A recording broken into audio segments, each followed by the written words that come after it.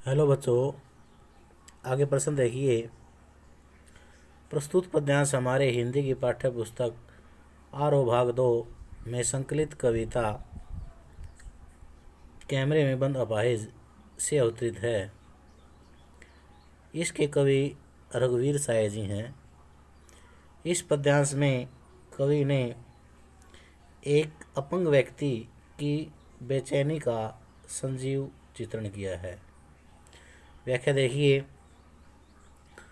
फिर हम पर्दे पर दिखाएंगे फूली हुई आँख की एक बड़ी तस्वीर, बहुत बड़ी तस्वीर। कवि का कथन है कि टेलीविज़न कैमरे के अधिकारी शारीरिक रूप से कमज़ोर व्यक्ति को प्रश्न पूछकर रुला देंगे। उसके बाद दूरदर्शन के अधिकारी दूरदर्शन के बड़े पर्दे पर उस रोते हुए अपाहिज व्यक्ति की आंसुओं से भरी हुई आँखों की बहुत बड़ी तस्वीर दर्शकों के सामने प्रस्तुत करेंगे। कवि का अभिप्राय है कि टेलीविज़न कैमरे वाले अपने कार्यक्रम की सफलता के लिए किसी अपाहिज व्यक्ति को बार बार रुलाकर दर्शकों के समक्ष दिखाते हैं। अपाहिज व्यक्ति की आंसुओं से भरी आंखों के साथ साथ उसके होठों पर आई कसमसाट अर्थात बेचैनी उसके होठों पर आई बेचैनी को भी दर्शकों के सामने दिखाएंगे। आशा है आप उसे उसकी अपंगता की पीड़ा मानेंगे। एक और कोशिश। और जो दर्शक हैं वह उस विकलांग की अपंगता की मजबूरी मांगेंगे कि वह इस तरह कर रहा है। एक और कोशिश। दर्शक धीरज रखिए, देखिए। और कैमरे के कर्मचारी उस विकलांग व्यक्ति को एक और प्रयास करने के लिए कहेंगे। दर्शकों को कहेंगे धीरज रखिए, धैर्य रखें, देखिए हम दोनों एक संग रुलाने हैं।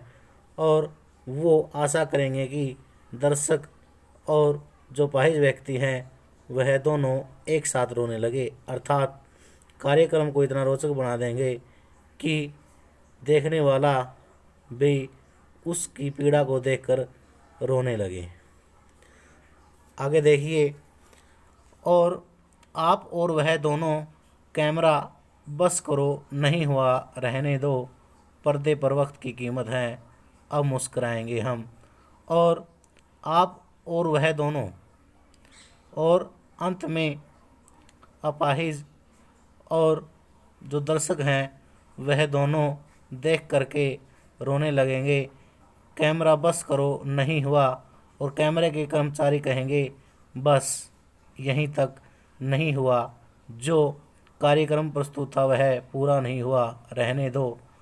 और कहेंगे अब इतना ही काफ़ी, पर्दे पर वक्त की कीमत है और स्टूडियो में समय की कीमत होती है, अब मुस्कराएंगे हम। और इस प्रकार से दूरदर्शन के अधिकारी मुस्कराएंगे और मुस्कराकर कहेंगे आप देख रहे थे सामाजिक उद्देश्य से युक्त कार्यक्रम, बस थोड़ी सी कसर रह गई।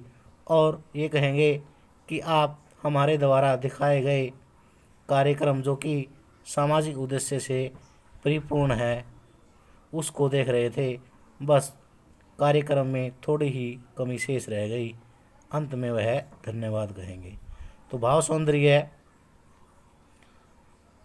कवि ने व्यंग्य किया है टेलीविज़न अधिकारियों पर कि वह अपने कार्यक्रम को चलाने के लिए किस प्रकार से एक अपाहिज व्यक्ति के साथ उसकी अपंगता का मजाक उड़ाते हैं। शिल्प सौंदर्य फर्स्ट पॉइंट, शारीरिक रूप से कमज़ोर व्यक्ति की बेचैनी का चित्रण हुआ है। सेकंड, फूली हुई आँख मुहावरे का सार्थक प्रयोग हुआ है। तत्सम तथा विदेशी शब्दों का प्रयोग हुआ है। मुक्तक छंद है, भाषा सरल है, खड़ी बोली का प्रयोग हुआ है। इसको अच्छी प्रकार से ध्यान से समझ कर देखना।